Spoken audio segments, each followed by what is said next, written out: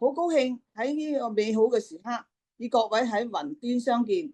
也感謝巴米愛系統嘅各位導師領袖，準備咗一系列精彩嘅課程，讓我哋通過學習與實踐，獲得行業知識和能力。感謝大將軍 Sally 老師給了我成長嘅機會，做今天課堂嘅主持人。我首先邀請今天嘅主講嘉賓 Nadia 老師跟大家打個招呼。Hello，大家好，歡迎大家嚟到今日嘅事業說明會。下面我介紹一下自己，我是 Verna Wong， 嚟自中國廣東，曾經係一間中外合資餐廳嘅主管和屬下一間酒店管理部嘅主任，後來移民美國紐約，經過職業訓練後咧，入職咗一間醫療保險公司，做咗23年，目前已經退休。其實3年之前，我朋友 Katie 老師已經介紹過愛健康公司給我認識，但係嗰個時候我對愛健康公司興趣不大。我開始食 NMN 嘅產品係因為漸漸覺得自己體力不足，面上嘅皺紋顯著增多，所以就買咗一瓶試一試，結果真嘅唔錯，所以就成為咗會員。半年前我去中國旅遊咗2個月。然後食咗2瓶 NMN 平衡膠囊，之後去體檢，發現鐵項沒有升高，體重又沒有增加，呢個令我特別開心。NMN 產品令到我整個人嘅健康狀況改善咗，人變得精神咗，體力、關節、皮膚、睡眠都得到咗改善。所以我依家不單止係產品嘅受益者，也係愛健康嘅分享者和推廣者。非常感謝我生命中嘅貴人 Katie 葉美玲老師給我分享咗愛健康，不但令我感動，更重要嘅係喺我退休生活中找到咗第2個生命發光點。我感到分享愛健康事業會讓人活得健康、活得幸福、活得快樂、活得精彩、活得有價值、活得有尊嚴。莫道桑榆晚，為霞尚滿天。不管幾歲，健康萬歲。呢個就係我跟愛健康結緣嘅故事。接落嚟，我隆重邀請出我哋嘅愛健康事業粵語說明會嘅主講師，佢係嚟自澳大利亞珀斯嘅 Nadia 老師。他擁有多年組織行銷嘅經驗，喺團隊建設與市場拓展方面積累咗深厚嘅實戰經驗，憑着專業嘅領導力和持續嘅行動力。而今喺愛健康事業平台上，佢已經晉升為300幸福獎，係一個資深嘅人士，深受夥伴們嘅信任和尊敬嘅資深團長。讓我哋用最熱烈嘅掌聲和鮮花歡迎 Nadia Lu 老師。老師請接麥。好嘅，多謝阿 Verna 老師對我熱情嘅介紹，非常之感謝。全球愛健康嘅家人，大家好，歡迎大家嚟到今日嘅愛健康粵語事業說明會。咁我首先一定要多謝阿 Verna 嘅幫我做主持。其實我哋之前咧都係素無謀面嘅，而且係完全冇聯繫。但係聽講我哋缺乏粵語嘅主持人，所以佢無私咁出手相助嚟幫我做主持，令我非常之感動。咁其實亦都恰好咁為大家展示咗我哋愛健康嘅文化，就係一個團隊嘅互助精神嚇。咁所以好多謝你。咁喺說明會開始之前咧，我先請阿 Verna 老師去飲啖淡水嚇，休息下。咁我哋稍後再請你上線幫我做支持嚇，唔該晒，唔該你。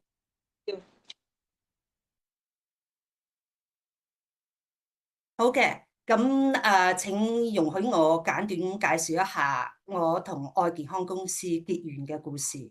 我叫 Nadia，坐標喺澳洲嘅珀斯。其實喺愛健康公司之前咧，我都做過其他嘅直銷公司嘅。最初選擇呢個行業咧，就係因為我喺澳洲工作嘅時候咧，見到好多年過60甚至70歲嘅人都喺度做緊嘢喺工廠。咁喺中國呢類嘅年紀嘅人，我哋通常喺公園先見得到嘅，係咪？所以呢個係令到我覺得好震驚嘅，因為佢哋仍然要工作嘅原因咧，就係退休金完全冇辦法滿足到佢生活嘅需求，所以當時係令到我有極大嘅反思嘅。咁工作咗2年幾之後，我意識到將來有一日我都會同呢啲人一樣嘅，要靠打工賺錢嚟支撐屋企嘅開支。我唔知要做到幾耐，可能都會好似佢哋咁七老八十都仲要堅持翻工，所以呢個係我絕對唔想要嘅，呢個唔係我要嘅生活。咁喺呢個時候咧，我就開始思考我未來嘅出路喺邊度。我面臨咗轉型嘅抉擇。咁喺呢個時候咧，正係國內需要代購嘅呢個年代，咁我就開始咗代購嘅生涯。咁亦都喺呢個同時咧，我認識咗我嘅依家平台嘅領導人 Joyce 老師同埋若雲老師。喺代購嘅呢幾年咧，其實亦都豐富咗我對保健嘅一啲嘅知識。咁可能冥冥之中，亦都為我日後走向大健康呢個行業咧，就鋪開咗路。咁一路到2017年，我因為身體嘅需要要用呢個百利路遜。其實我當時有服用其他嘅傳統嘅保健品嘅，但係因為身體個狀況一路都冇得以改善，直至我用咗百利路遜1個月左右，係令我好驚訝。我唔敢相信，一個區別於傳統嘅保健品嘅，我哋一包包嘅所謂嘅果汁嘅嘢，可以改善到我嘅健康狀況。呢樣嘢係令我對呢個行業有咗重新嘅認識。咁百利路遜咧係 David Sinclair 博士研發嘅，所以喺2020年嘅年底，當 Joyce 老師嚟同我講50蚊呢個產品嘅時候，就因為聽到亦都係愛健康亦都係David Sinclair 博士嘅一個研發產品，所以咧咁就令到我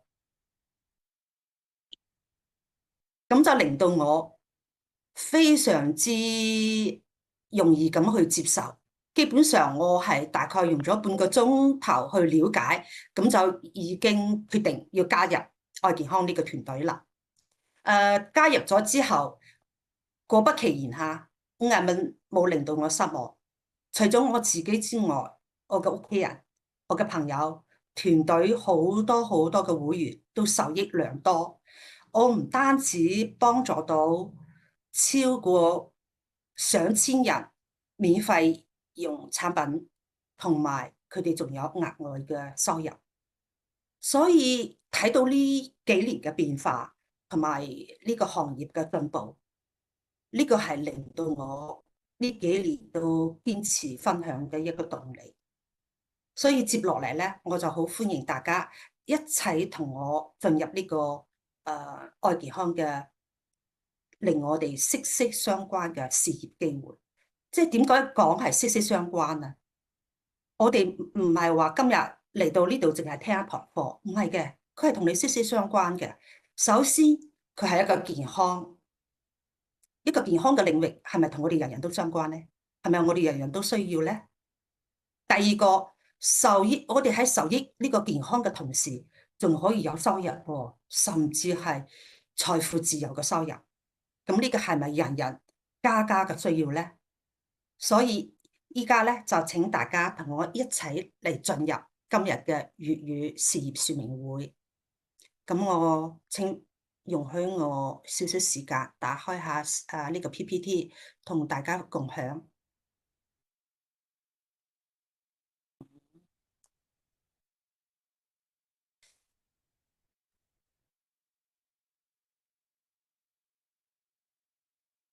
睇下先嚇，係共享。阿 Vana，你嗰邊可唔可以開關咗你嘅視頻咧？你可唔可以關咗你嘅視頻咧？我喺度啊。唔係，你關咗視頻先。關咗視頻先。哦，sorry，係，唔該，視頻喺邊係度啊？唔該，因為如果唔係，我唔知點樣打開我個 PPT。關咗視頻，OK，關你咗。關咗視頻先啦。OK，唔該。嗯，接落嚟，OK，我嚟共享視頻。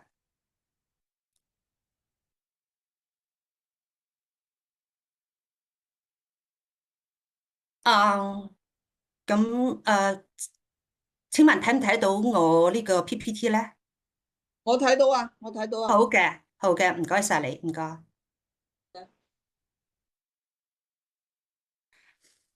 好，今日我哋嚟到呢個事業說明會咧，其實就係為咗幫助大家嚟了解喺如今呢個平台比陽台仲要多嘅時代，到底愛健康公司可以為我哋帶嚟啲乜嘢咧？從我自己多年喺呢個行業嘅一個體會，我總係同我嘅，應該係講從我自己內心，我係認為，無論你選擇一個乜嘢嘅行業，首先你一定要企喺一個投資者嘅角度去思考。第一個就係呢個到底係一個點樣樣嘅公司，係咪？我哋去求職，我哋都需要了解我點解要進入呢個公司，係咪？第二個，公司經營嘅業務係咪我可以接受嘅？係咪我願意去從事嘅？同埋佢嘅市場係咪足夠大？我哋有啲公司佢從事一啲好小眾嘅品牌嘅產品，咁呢個受眾嘅面積係有限嘅。咁對於你嘅選擇，會唔會係一個決定咧？嚇，咁呢個都係我哋值得思考嘅問題。第三個當然最重要嘅就係我哋喺呢間公司嘅福利如何。第四個非常之重要，就係我喺呢間公司，我可唔可以得到一個支持，尤其喺一個專業嘅培訓方面嘅支持，包括你嘅入職同埋晉升嘅呢個培訓等等，呢個係令到我喺呢個行業可否持久長期咁做落去嘅一個好重要嘅因素嚇。咁呢樣嘢咧，就喺我哋嘅PPT 上邊就有顯示啦嚇。呢個就關乎到我哋嘅4P，就係我哋嘅公司、我哋嘅產品、我哋嘅創富計劃同埋團隊啊。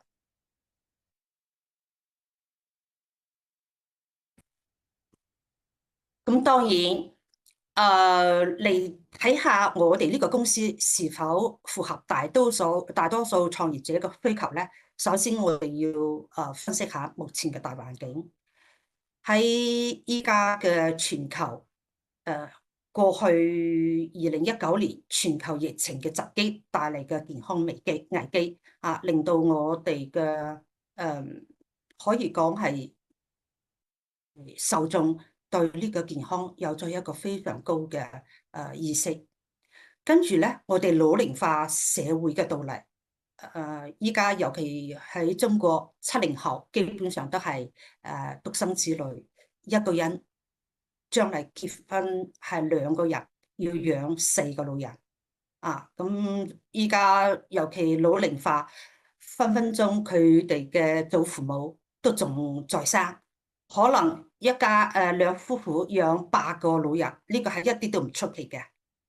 所以呢個俾一個家庭帶嚟嘅沉重嘅負擔，再係最近呢個戰爭導致嘅全球範圍內嘅經濟持續下滑包括我哋依家 AI 嘅智能發展帶嚟嘅財務同埋職業危機等等等等，已經喺方方面面影響咗我哋嘅日常生活。我哋有啲人可能喺健康方面受到影響。有啲人家庭嘅支撐已經係日漸式微，有啲人已經被公司裁員，因為 AI 可以代替佢嘅工作，所以等等等等呢啲係一個大時代嘅所謂嘅危機，但係危機之下，佢亦都創造出歷史嘅大洗牌，經濟再重組，所以咧。其實呢個危機底下，佢都有一個非常之珍貴嘅商機。呢個商機喺邊度咧？咁我哋嚟睇一下。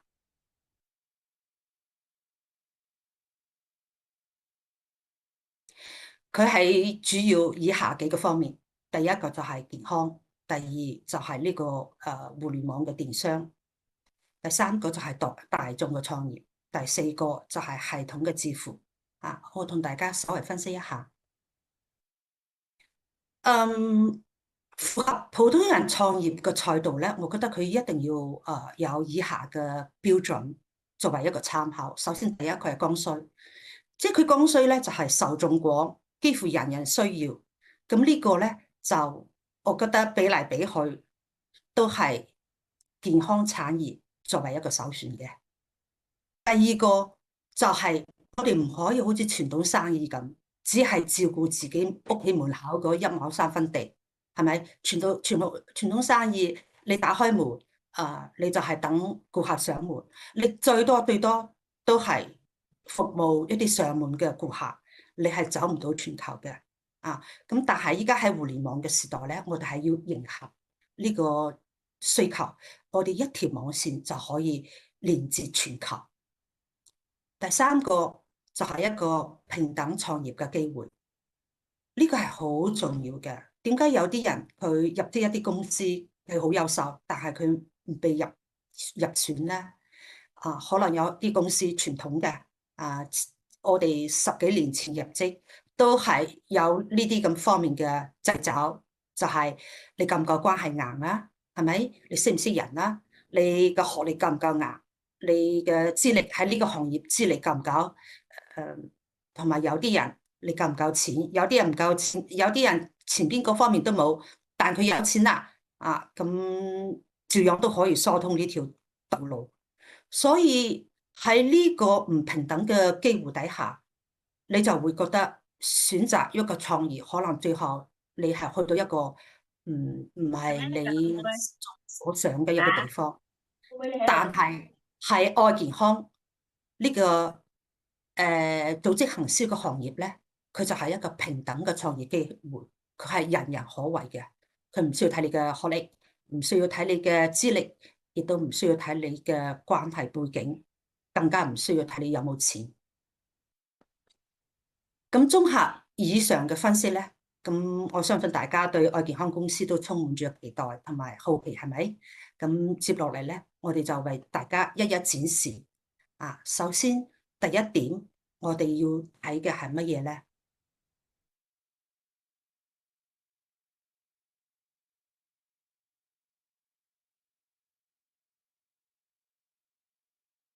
呢個就係時機。相信從2024年，我哋已經持續咁聽到離火九雲，離火九雲呢句說話。咁2024年到2044年咧，佢係一個離火九雲嘅卦咁佢係特別適合同火運有關嘅行業。首先就係有電子嘅行業，呢個都係適合嘅包括健康產業都係適合嘅。咁所以我哋就係話天時地利人和，天時係乜嘢咧？就係話呢個時機咁所以咧，離火佢其中一個咧就係有利於互聯網電商嘅線上運作嘅。咁喺互聯網同埋跨境電商持續呢幾年嘅發展咧，我哋嘅從業人員已經由700萬將會增加到2030年嘅5000萬，所以係一個巨大嘅缺口。呢個亦都係我哋普通人可以逆轉命運嘅時代。咁跟住咧就係一個大健康，全球呢個健康產業嘅發展已經係日新月異啦。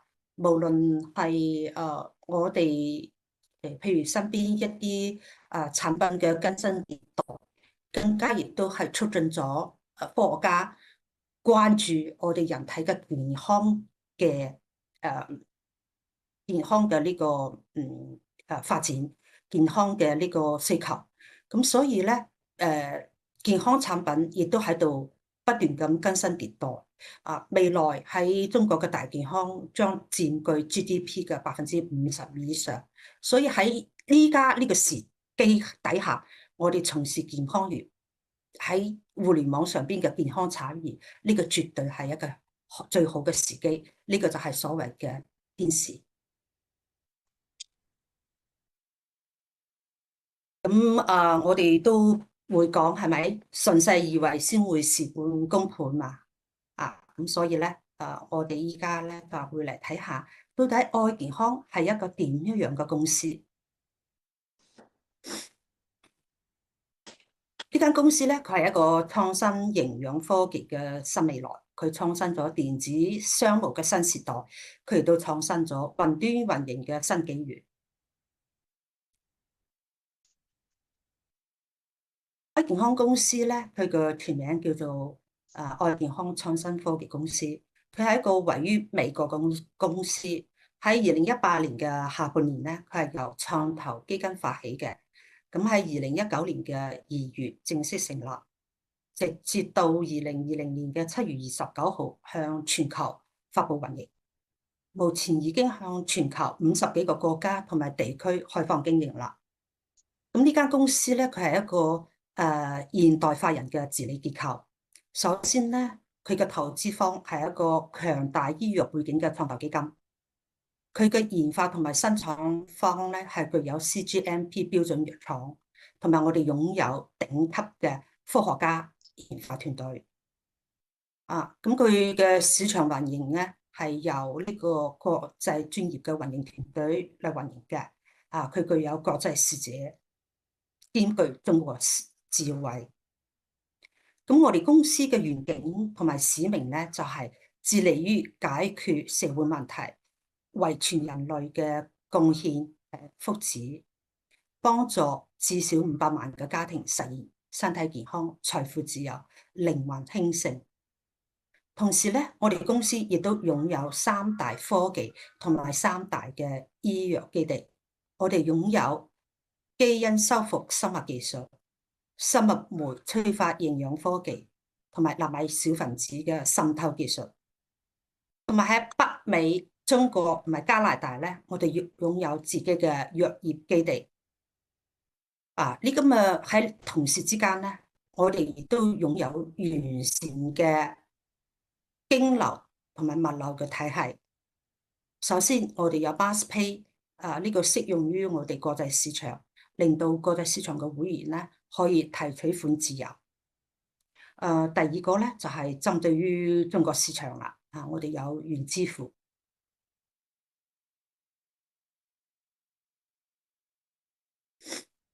啊，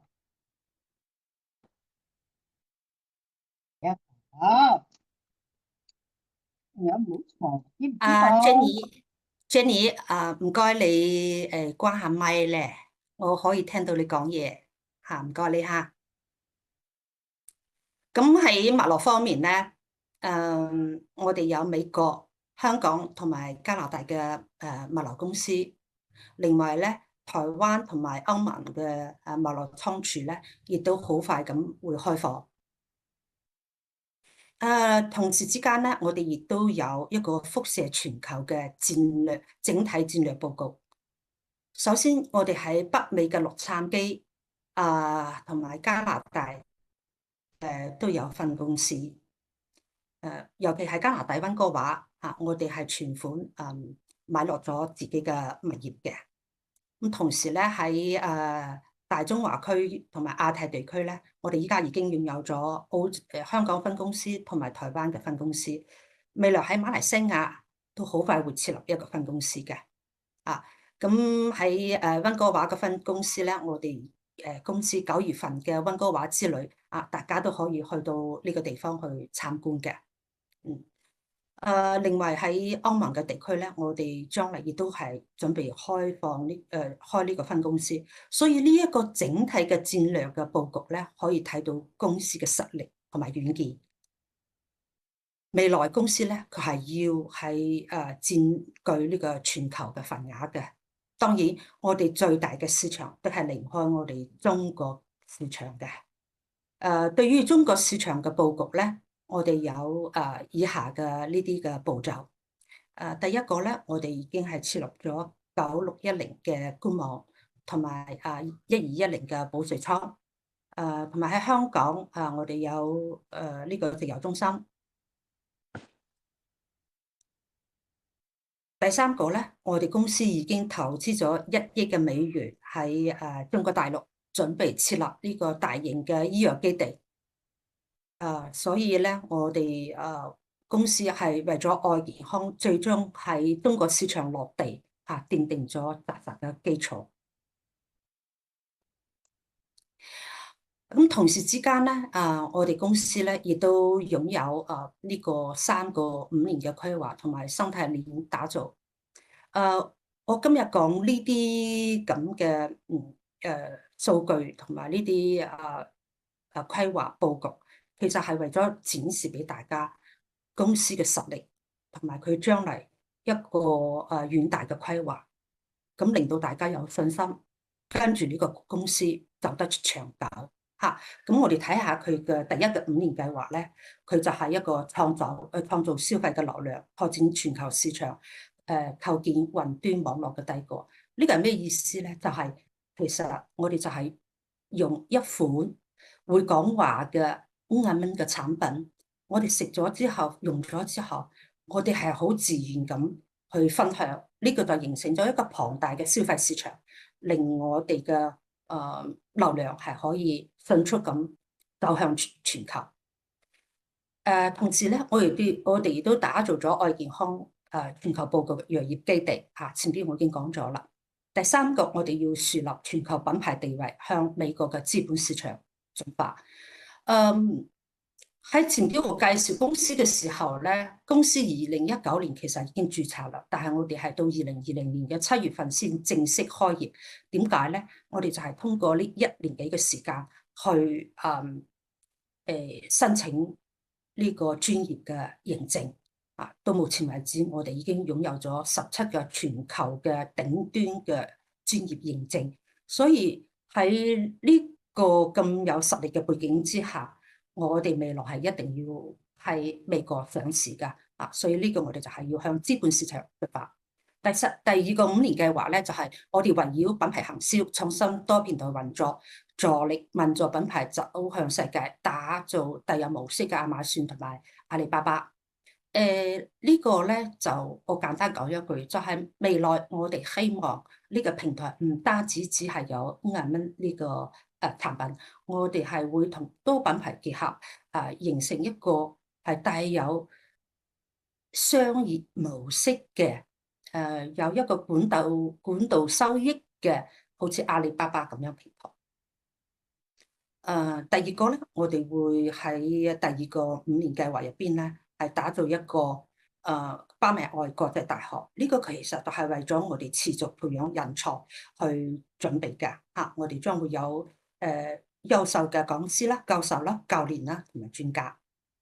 第3個就係推動公司喺資本市場上邊多國上市。第3個5年計劃就係走向網絡自生全發展嘅階段。咁呢個我相信大家已經體會到，依家呢個互聯網係對我哋生活嘅影響，我哋真係完全離唔開呢個互聯網。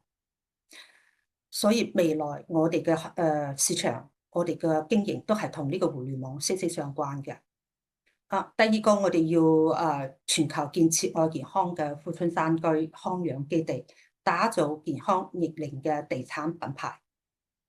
第3個係建立大型嘅生物科學公益直播平台，支持科學超微觀研究嘅全球公益事業。簡單講一句，就係我哋未來有後端嘅研發團隊係不斷支持我哋前邊嘅呢個市場嘅發展嘅。咁公司呢嘅前邊就係我哋所講到嘅我哋公司嘅核心嘅競爭力，所以呢個就幫助到大家係對我哋公司有一個非常清晰嘅了解。你會覺得我嚟呢間公司點解我要選擇佢？因為佢有以下嘅核心競爭力。首先，我哋3個5年就可規劃奠定8年嘅基業，我哋係有持續創新能力，可以跨越產品嘅歷史周期嘅。即我哋唔單止有健康品牌，我哋有其他嘅呢個行業嘅品牌嘅結合，所以我哋會有一個更深度嘅跌度。跟住第三個，我哋係唔單止有呢個基金嘅發展戰略，同時咧，我哋係有一個複合性嘅管道資產嘅。佢包括咗咩咧？包括咗我哋組織嘅管道、資本嘅管道同埋流量嘅管道。啊，呢簡單嚟講就係我哋有團隊嘅收益，我哋有資本市場嘅收益，同埋我哋有嚟自流量嘅消費團隊嘅收益。我哋同時都有四大板塊可以幫我哋打造一個閉環嘅生態鏈啊，包括我哋前邊講到，我哋有藥業基地啦、資本嘅聯動嚇，因為我哋要有足夠嘅資金去支持我哋不斷嘅擴大市場。我哋有呢個北美外嘅國際大學啊，同埋呢個全球嘅康養基地啊，呢個都係我哋一個後端為前端市場服務嘅一個規劃。最後一個就係教育。咁一個行業你離唔開持續培養優秀嘅人才啊！咁所以咧，我哋嘅教育咧係可以完全滲透到雲端新大陸嘅，就係話我哋未來都係通過雲端去培養人才，去打造呢個教育嘅系統嘅。好，咁講完公司啦，咁大家其實一定好關心，咁到底呢間公司係做